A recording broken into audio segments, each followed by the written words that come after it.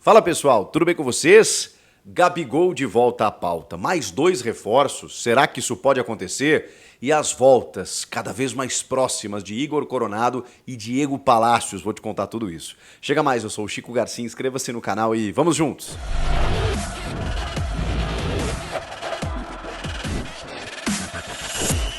E essa história de novo, Gabigol no Corinthians, será que isso é possível? Sim, é possível. Segundo o craque Neto, no programa Donos da Bola da Band TV, né, meu colega lá de emissora, divulgou nesta terça-feira de que Gabigol segue na pauta do Corinthians. Mais do que isso, de que existem conversas e de que Gabigol pode ainda ser jogador do Corinthians. A gente precisa entender por que isso está acontecendo. O Neto também cita nessa mesma fala de que o Corinthians negocia, conversa com 2 reforços que podem ser anunciados tanto nessa janelinha que vai acontecer agora no mês de abril, quanto na janela do meio do ano. Seria um volante mais um meia, um jogador do meio para frente, que são exatamente as carências que o Corinthians tem nesse sentido.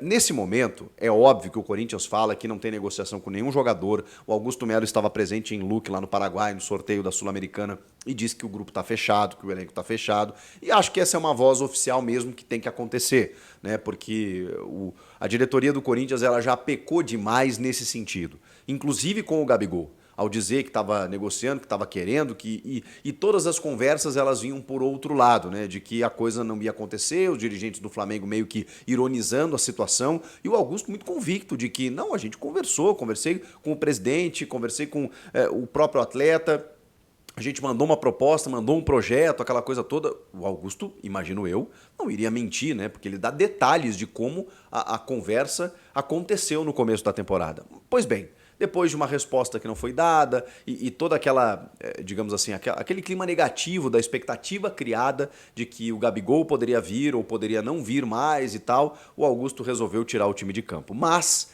o Corinthians nunca desistiu nos bastidores de ter Gabigol. Por quê? Porque o Gabigol ainda não renovou com o Flamengo.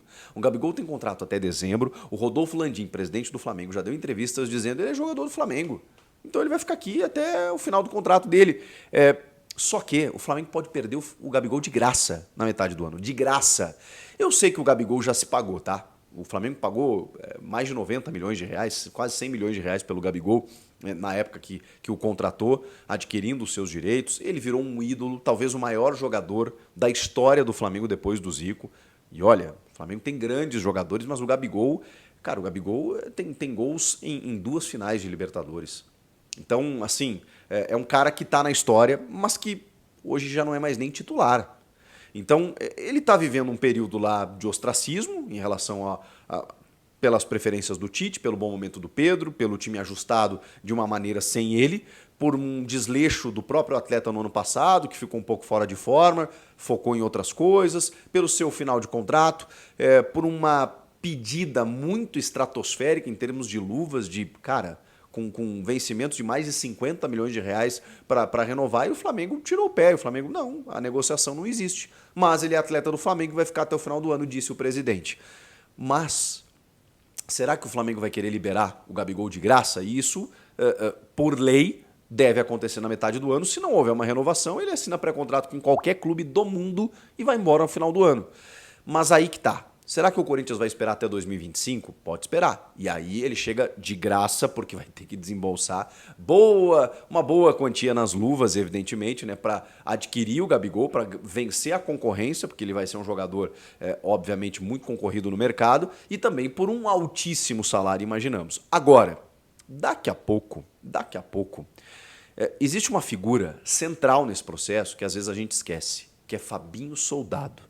Fabinho Soldado estava lá, do outro lado do muro, lá na Gávea, lá no Ninho do Urubu. E muito das negociações de conversas que aconteceram recentes entre diretorias de Flamengo e Corinthians passaram pelo Fabinho. Inclusive da possível ida do Maicon para lá. E o Maicon optou por ficar com a garantia do pagamento aí dos direitos de imagem e ficou. Mas o Flamengo tem ou tinha Fabinho Soldado, e o Fabinho que hoje está no Corinthians tem ótima relação com a diretoria rubro-negra. Isso apara muitas arestas. Tem uma informação do Samir Carvalho que é muito importante nesse sentido. O Júnior Pedroso, que é o agente do Gabigol, que tinha dado entrevistas, né, dizendo que não teve negociação nenhuma e tal, isso teria desgostado a diretoria do Corinthians lá no começo da temporada. Essa aproximação já aconteceu. Então, assim, segundo a informação do Samir, a diretoria do Corinthians já voltou a conversar com o agente do Gabigol numa boa, todo mundo sentou, conversou, ficou numa boa e tal. Ou seja, por quê? Porque essa negociação ainda pode acontecer. E o Flamengo, se quiser ganhar uma grana pelo Gabigol, sabe que o momento é agora. Essa janela que abre dia 1º de abril e vai até o dia 19, ela permite com que os clubes contratem jogadores que disputaram os estaduais. Na verdade, é uma janela interna, é uma janelinha que a gente chama, que a CBF permitiu aos clubes aqui no Brasil. Por quê? Porque muitos jogadores terminam os estaduais e ficam desempregados, sem calendário, sem função, se destacam no campeonato, no interior do Campeonato Paulista aqui, por exemplo, no interior do Campeonato do Rio Grande do Sul, de Minas, e tem a possibilidade de, digamos assim, reforçar um clube, um grande clube e fazer um grande contrato, e não podia por conta da janela que abriu agora no mês de março, né, e depois só na metade do ano. Pois bem, agora, com essa janela que a CBF abre excepcionalmente em abril, ela premia que jogadores dentro do Brasil consigam trocar. E aí é nessa brecha que o Corinthians não pode contratar ninguém de fora. Então, mesmo esses dois jogadores que o Neto citou, por exemplo, eles não podem vir de fora, a não ser na metade do ano. Mas se estiverem no mercado interno, aí sim, eles podem vir e reforçar o time para a Sul-Americana e Campeonato Brasileiro. O Gabigol está dentro desse quesito, desse aspecto, porque ele defende o Flamengo, é uma negociação interna. Mas o Flamengo não vai ceder tão facilmente assim. Então, assim, não estou nem dizendo que existe uma negociação, o Corinthians já negou, pelos contatos que fiz, não tem nenhuma coisa acontecendo numa voz oficial, mas a gente sabe que nos bastidores, até pela informação do Neto, que é um cara muito bem informado, o Corinthians não desistiu do Gabigol. Pode ser agora em abril? Acho difícil. Pode ser na metade do ano? Não duvido, porque aí tem um pré-contrato firmado e aí o Flamengo vai querer ficar com um jogador que já, enfim, confirmou que saiu, vai ficar pagando o salário dele até o final. O Flamengo não precisa de dinheiro, né? Mas sei lá, por que não libera? Já que é vontade do jogador, e libera um pouco antes, inclusive recebendo uma quantia. Ou o Corinthians pacientemente vai esperar até dezembro e aí sim contar com o jogador num grande projeto a partir de 2025.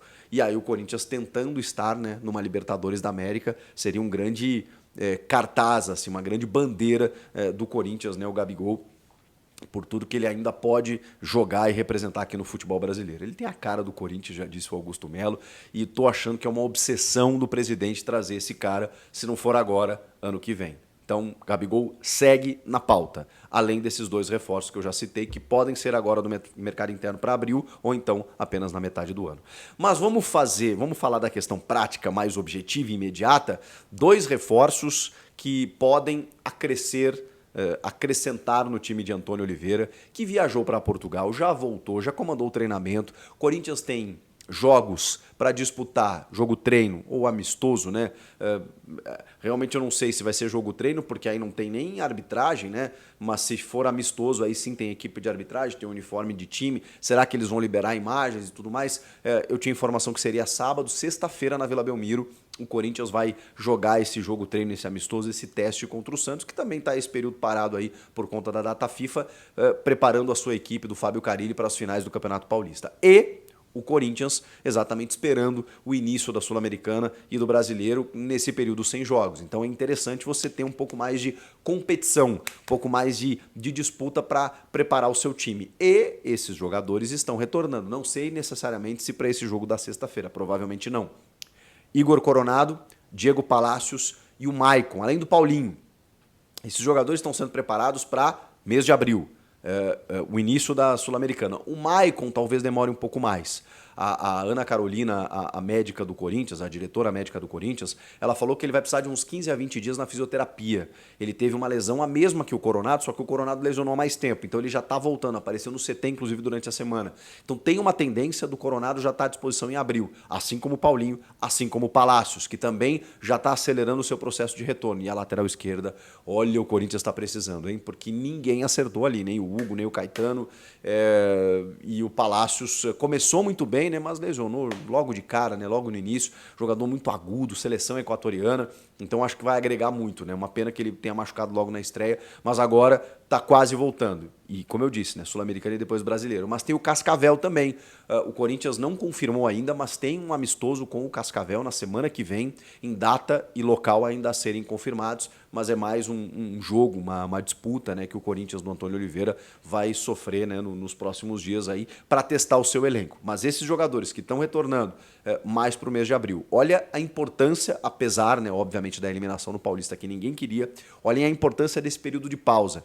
Treinamentos, o Antônio implementando cada vez mais a sua cara, os seus métodos e ainda assim recuperando os jogadores que vão ser fundamentais. Sem o Maicon, por exemplo, olha para você ter uma ideia de como hoje está o elenco do Corinthians. Sem o Maicon, que não deve voltar pelo menos na primeira rodada da Sul-Americana, o Breno Bidon está ganhando cada vez mais espaço. Já jogou 2 jogos como titular e agora tem cartaz moral para, né, para poder desempenhar e substituir o camisa 7. E aí? O que vocês acharam dessas informações? Quero ouvi-los agora. Comentem aqui. Inscreva-se no canal. Tô na contagem regressiva. 28 mil inscritos faltam para bater a meta de 1 milhão. Se você gosta do meu conteúdo, se você ainda não está inscrito e assiste os meus vídeos, é só o que eu peço para você. Não custa nada clicar no botão de inscrever-se. Valeu? Até a próxima. Tchau!